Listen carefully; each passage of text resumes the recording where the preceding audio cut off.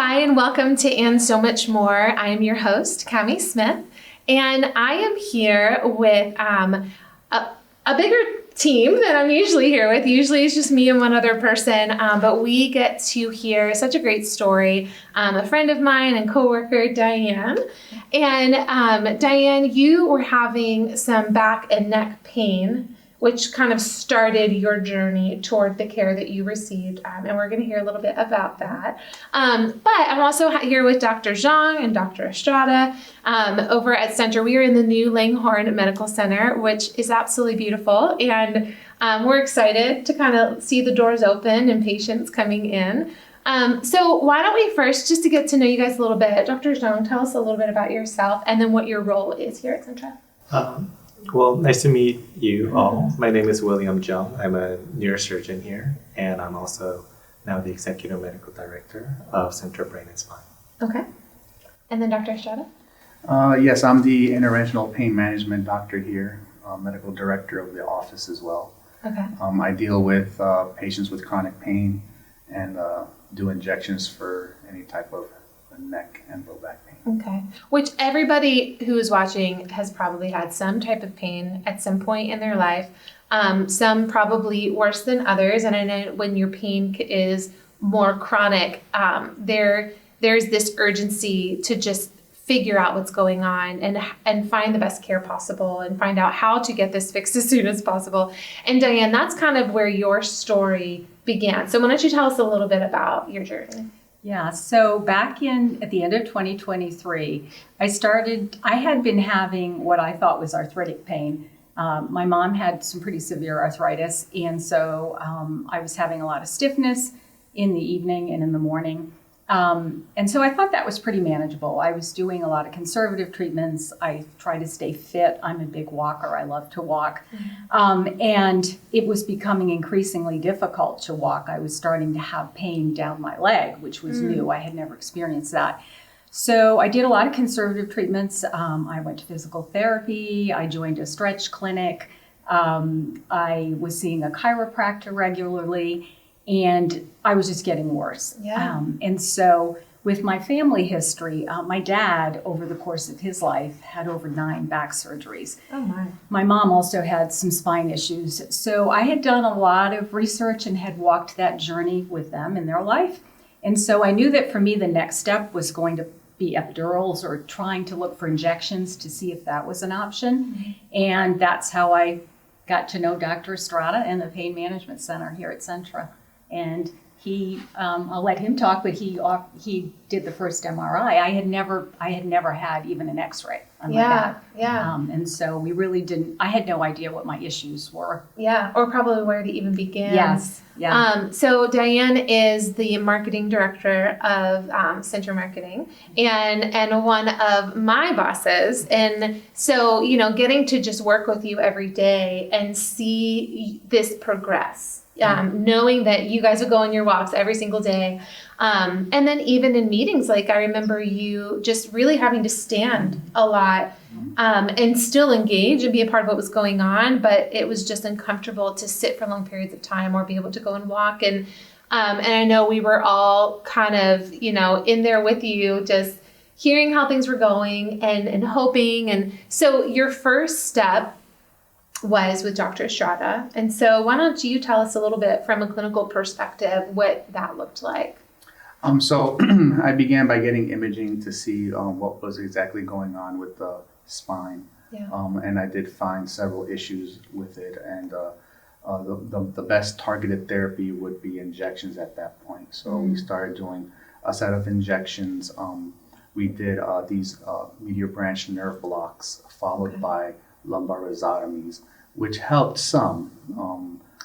And then we started addressing the leg pain that she was having with epidural injections. There was always some degree of partial relief, but the relief was short-lived. And so that's when decision was made to maybe have a consultation with my colleague, Dr. Zhang. Yeah. And so that collaboration between the two of you, which, was incredibly helpful. Yes. And does that happen often? Like, is there a lot of intercommunication amongst like a care team like that when things like this happen with patients? Yes, it is. And we rely primarily on the medical record system to follow up and see what the notes are saying from your colleagues. Yeah. But now that we are together at this new Langhorne Medical Office Yeah. building, we're right next to each other. So Wow. it does add an additional step, a nice little step where we can just talk to each other face to face Yeah. whenever we can. So, what all do you explore with your patients before you are stepping in or looking for that type of feedback outside of your work? Yes, with Diane, but also, in other instances, for those who maybe aren't experiencing that specific type of pain, what areas do you explore and what treatments do you provide? Primarily, the most common pain locations are neck and lower back. So we really do focus on those areas. We use a multimodal approach, a comprehensive approach. So that involves physical therapy, over-the-counter analgesics, creams, even prescribed medications of all different classes. And then we also address neck and low back pain with more interventional techniques like injections and rhizotomies. We do all these things, and we kind of gauge the relief achieved. We're looking for improved functionality, return of quality of life, and I've seen a lot of patients not be able to hang out with family members on vacation, not be able to walk on the beach because the pain inhibits that. So if I can provide relief, it's all go. And if I'm not, then if the imaging supports maybe a neurosurgical consult and possible intervention, then I get my colleagues to come in. Okay. So enter Dr. Jean. So when you, specifically for Diane's situation, when you were brought in, what was your initial perspective? The initial feeling is a surprise because we work together all the time. She's a close colleague of ours.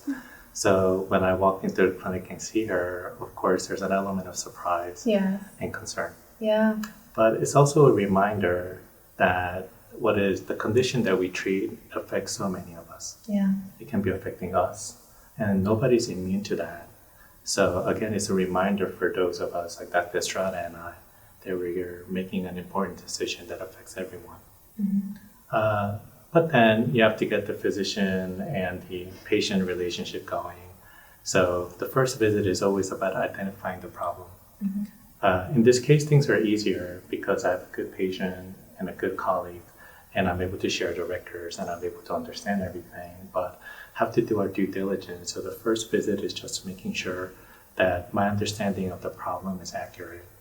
Because oftentimes patients are worried about coming and seeing us because they think it's all going to be about treatment, right? Injections for you and surgery for me. But this is not a technical exercise for us.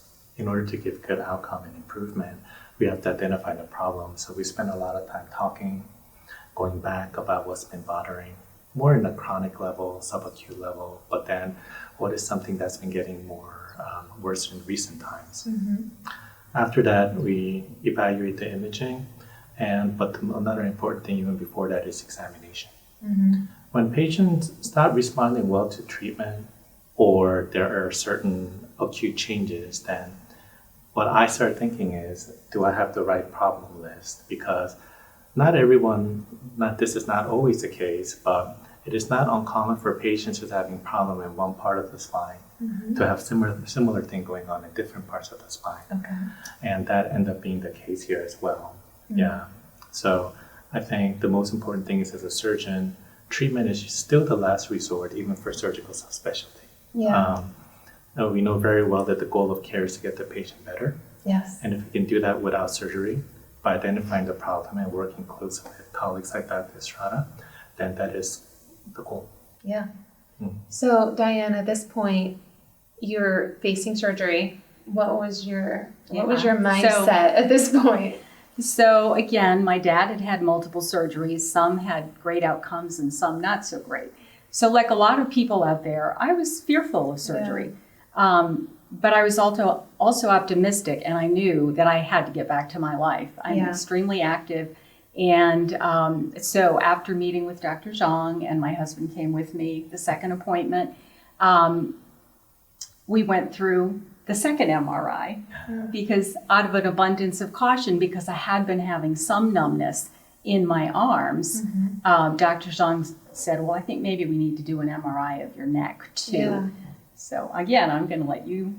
Well, also real quick, now that MRI step is also in this building, Yes. correct? Yes. And Yes. so just Yes. one more, I really think that it is incredibly special to have so much together in one space, that collaboration Yes. and then that consolidation of services and care. It makes things so much easier. Yes, it's going to be so easy for patients. Yes. Yeah, and convenient. So we were at 2 MRIs now. Yes. Okay. Yes, and actually my surgery for my back was scheduled on Okay. July 15th.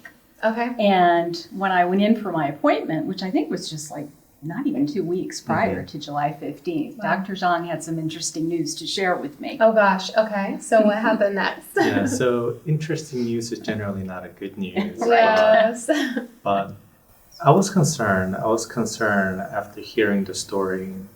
I realized that maybe there's something else going on and didn't want to just pigeonhole ourselves and focus on the lower back and miss something else that is happening. So we ended up getting an MRI of the neck.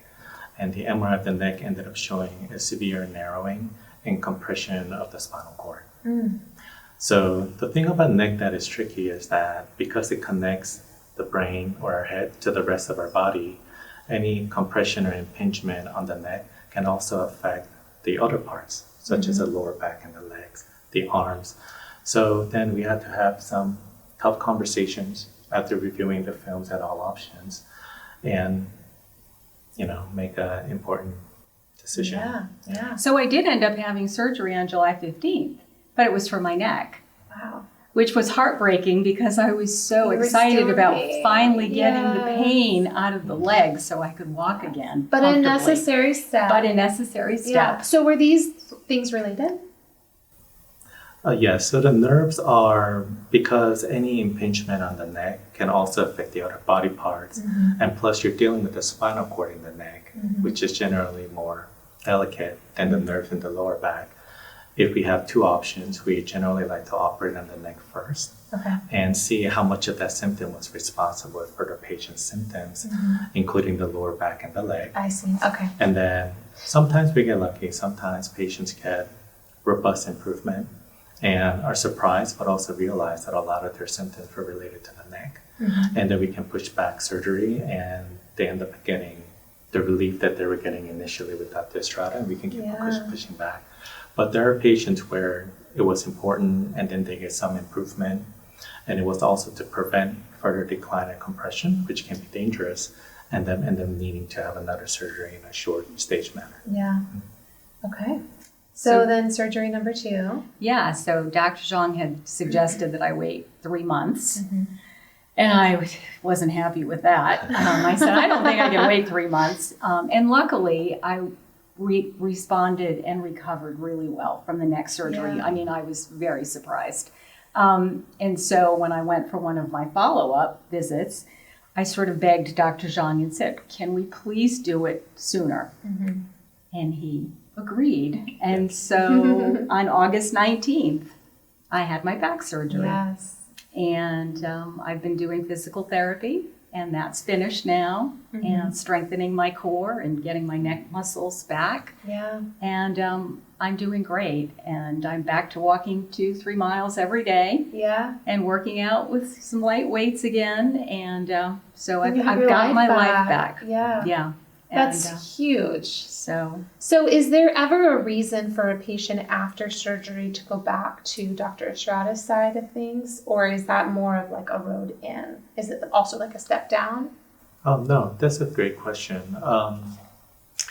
So surgeries can be performed for different reasons, pain being one of them, but sometimes we have to do surgery to preserve neurological functions and allow the quality of life. So there are often times when I do surgery to preserve those neurological function and may create more space for the nerve. But I offer a smaller surgery that doesn't involve either instrumentation or hardware, So I know before that this surgery might be beneficial for the nerves and the neurological function, but the patient might have continuous joint pain or aggravation of other things. Then I let the patient know that clearly before the surgery that there's going to be a lot of collaboration between Dr. Estrada and I. And if the surgery ended up making the low back pain worse related to the joint, then still it's a better option for them to get medial branch block and radio frequency ablation with Dr. Estrada than just having a bigger surgery up front. Because one thing that I realized over the years is that you can't do bigger surgery thinking that it's going to prevent patients from having more surgery down the road. Often a bigger surgery will lead to bigger surgery, but less is best if necessary or if possible. So we often collaborate in that manner as well. Okay. Wow. So how are you feeling now? You said you have your life back. You can do some of these things that you love to do. I know you love to travel, and that's probably going to be a lot more enjoyable and easier now as well. Yes. I'm looking forward to my new chapter. And what I really want to say for everyone is there's hope. So, living with debilitating pain isn't much fun, but we have great care here at Centra, and I'm here not as a Centra employee, quite honestly. I mean, I've been here with Centra almost 18 years, and I've loved every minute of it. Yeah. I just want people to know that we've got great care right here in Lynchburg. Yeah. From injections to physical therapy. We have a great physical therapy team. Yeah. To neurosurgery, and there's help available, and so. Physical therapy also in this building? Yes, also in this building. So this is not a commercial for the Lakefront Medical Center, however.